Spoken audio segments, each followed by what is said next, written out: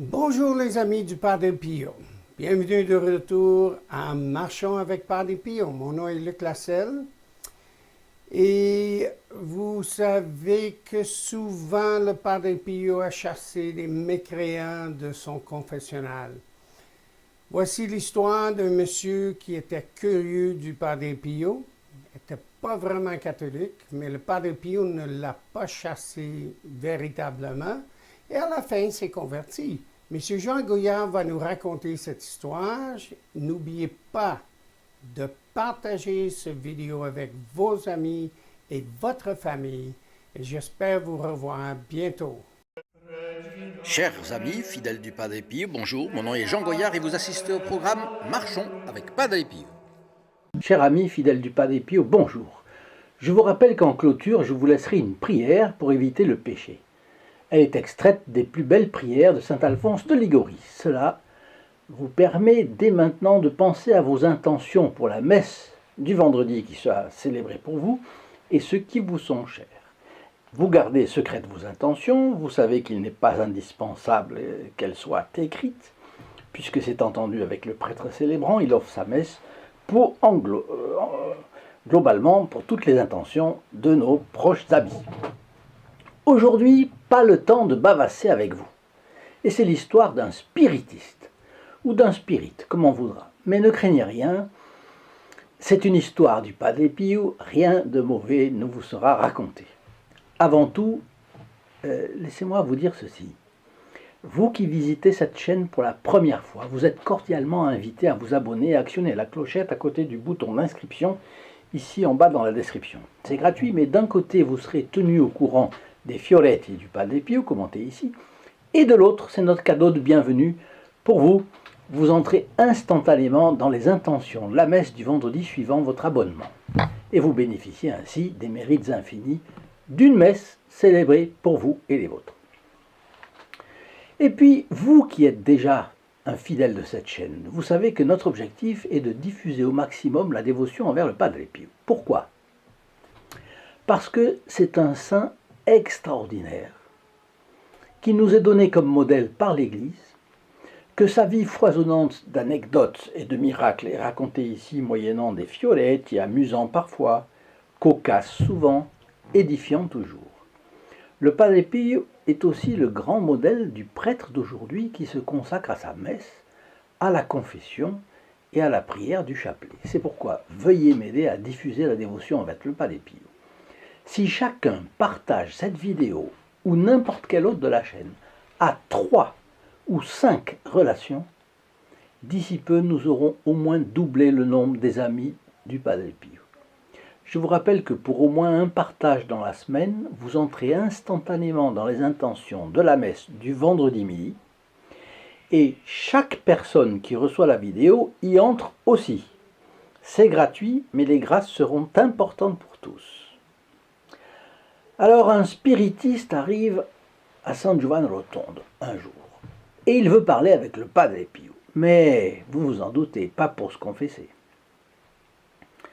En fait, il veut savoir quelque chose sur sa famille, au sujet de laquelle il a énormément d'inquiétudes. Et il n'arrive pas à garder l'âme en repos à cause de ça. Comme vous le savez, le Padre Pio avait le don de connaître le destin éternel des âmes, lorsque c'était la volonté de Dieu, bien entendu.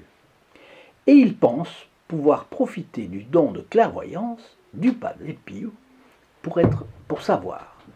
Bon. Dans l'après-midi, il avise le Padre Pio. Mais avant même qu'il ait le temps de lui adresser la parole, notre capucin lui dit « Je n'ai pas le temps de bavasser avec vous. » Bon, ce terme, j'en conviens, n'est pas très distingué.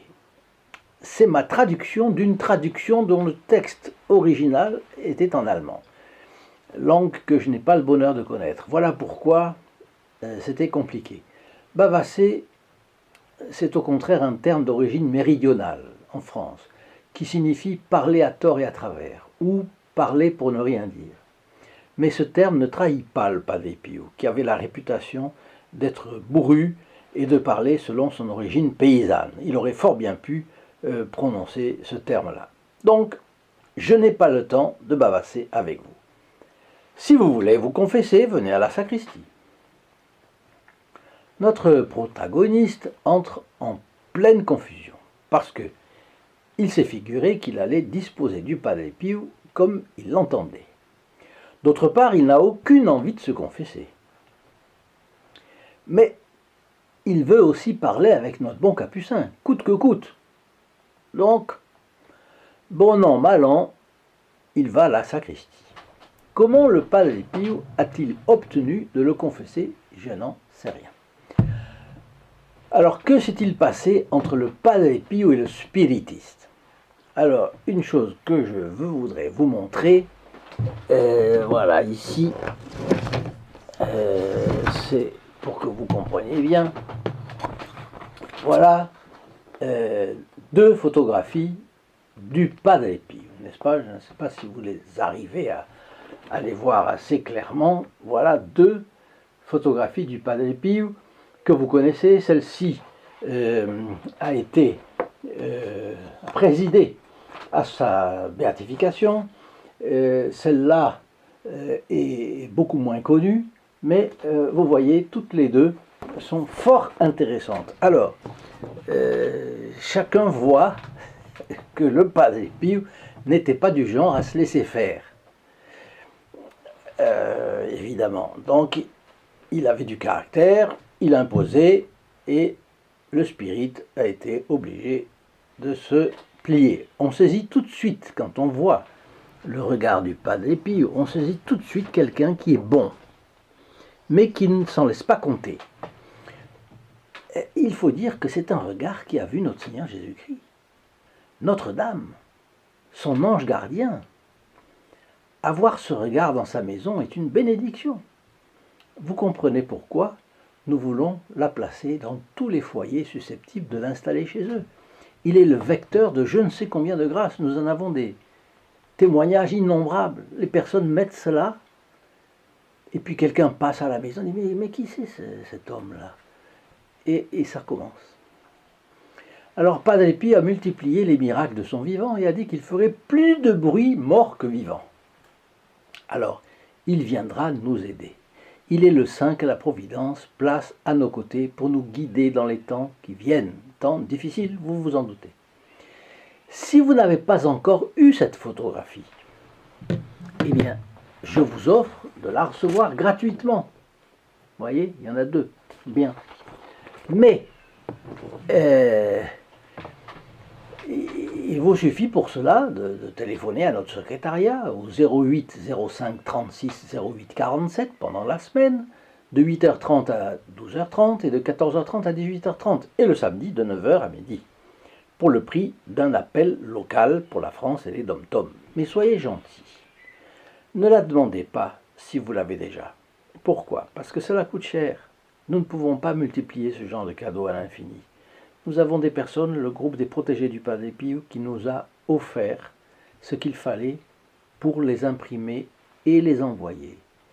Mais on le fait, il nous en reste quelques-unes, je vous le propose, mais essayez d'être raisonnable, s'il vous plaît. Donc le spiritiste a raconté son contact avec le Padre Pio, et je vous le transmets tel quel. Le Père raconte les choses comme s'il les avait vues lui-même. Il s'est senti comme radiographié par le bon capucin. Vous imaginez la stupéfaction du spiritiste, dont l'activité consiste à essayer de découvrir ce qui est caché par Dieu aux hommes. Et voilà un homme, le Padre Pio, qui voit sa conscience, son passé, sa vie, le passé de sa famille, le destin éternel de tel ou tel qu'il a bien connu. Il est stupéfait. Tout simplement stupéfait. Et le Padre Pio lui demande « Autre chose ?» L'homme répond « Je ne me souviens de rien d'autre. » Au fond, il est subjugué. Notre bon capucin réplique « Vous en avez fait l'expérience. Tout vous tombe dessus maintenant. Qui peut s'approcher du feu sans se brûler? Mais qui peut s'approcher du Christ sans ressentir son amour?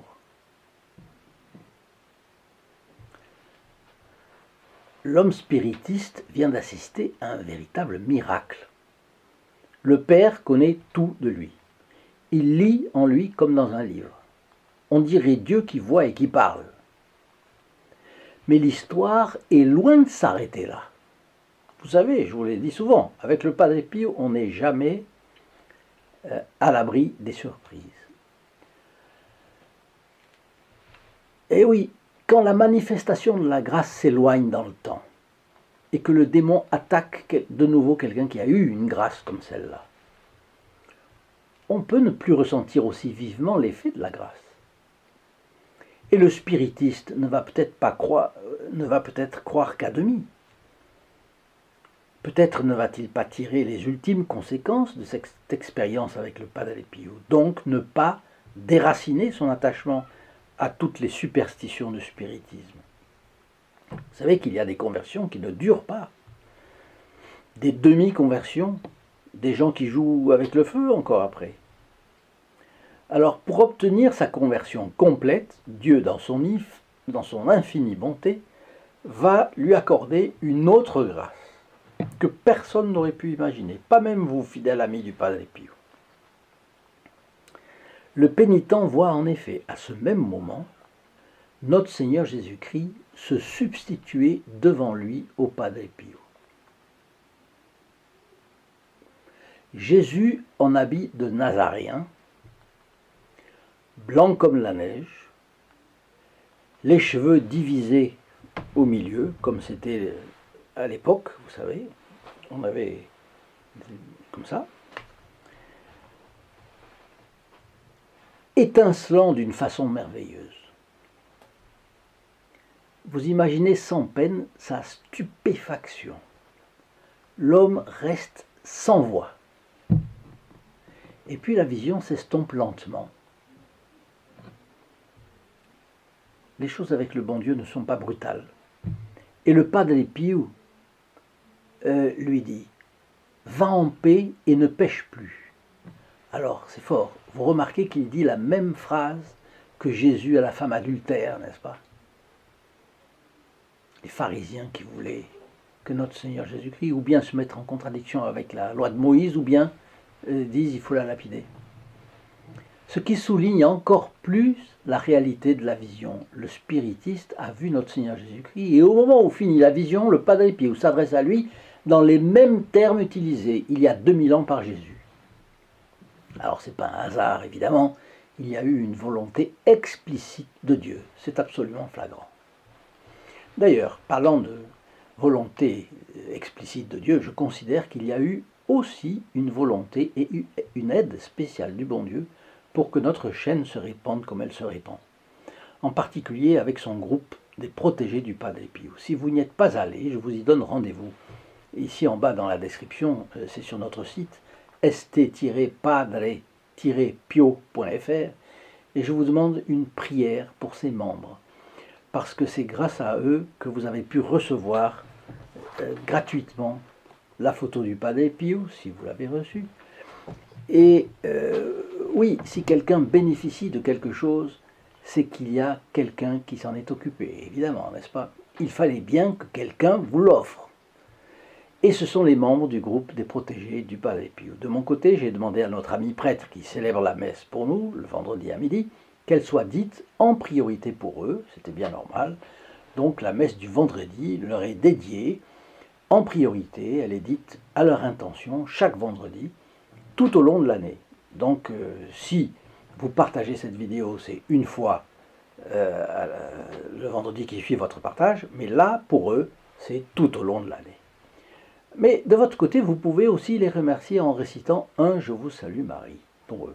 Si vous voulez avoir une relation plus étroite avec le Padre Pio, si vous avez envie de mettre vos pas dans les siens, c'est également possible. Vous trouverez ici en bas dans la description de cette vidéo tous les repères pour cela. Alors cet homme spiritiste a raconté aussi comment il avait passé des après-midi entiers à faire tourner des tables pour trouver les bons numéros de la loterie. Ça veut dire en plus il reconnaît qu'il était à la recherche de l'or, c'est-à-dire il était avare en plus de ça. On remarque donc dans son témoignage la note pénitentielle sur laquelle il a voulu insister en rappelant son passé de pécheur. À présent, il était converti, mais tant et si bien qu'il ne voulait plus retourner à son usine, qui représentait un danger pour lui. Ses activités y étaient connues au point qu'on l'y avait maudit à cause d'elles. Et c'est la raison pour laquelle il demanda même au Padre Pio de l'aider à obtenir son licenciement et recevoir une indemnité de licenciement. Et le Saint Capucin lui a dit « Je vous accorde volontiers cette grâce. » Et c'est bien ce qui s'est passé. Et tout cela, on le trouve dans le livre San Pio de Pietrelcina, Saint Pio de Pietrelcina, le plus grand thaumaturge du XXe siècle, du père Karl Wagner. Eh bien, cher ami, voilà la prière pour éviter le péché. Elle est extraite des plus belles prières de saint Alphonse de Liguori, du père Saint-Omer. Ô mon Dieu, les ennemis de mon âme ne cesseront de me combattre jusqu'à la mort. Si vous ne venez pas à mon secours, je succomberai. Ô, par les mérites de Jésus-Christ, je vous en supplie, concédez-moi la sainte persévérance et ne permettez pas que je me sépare de vous par le péché. Je vous demande la même faveur pour tous ceux qui se trouvent actuellement dans votre grâce. Sur la base de votre promesse, je suis certain d'obtenir le don de la persévérance, si je continue à vous la demander. Mais je crains que dans les tentations, je cesse de me tourner vers vous et que je tombe dans le péché. Je vous demande donc la grâce de ne jamais arrêter de prier. Faites que, dans les occasions dangereuses, j'ai toujours le soin de me recommander à vous et d'invoquer les très saints noms de Jésus et de Marie. C'est ainsi, ô mon Dieu, que je suis résolu à procéder toujours, moyennant votre sainte grâce. Exaucez-moi pour l'amour de Jésus-Christ. Ô Marie, ma mère, faites que chaque fois que je me trouve en danger de perdre l'amitié de Dieu, je recours toujours à vous et à votre divin Fils, ainsi soit-il. À demain. In nome del Padre, del Figliolo e dello Spirito Santo, e così sia. Sia lodato Gesù e Maria, oggi e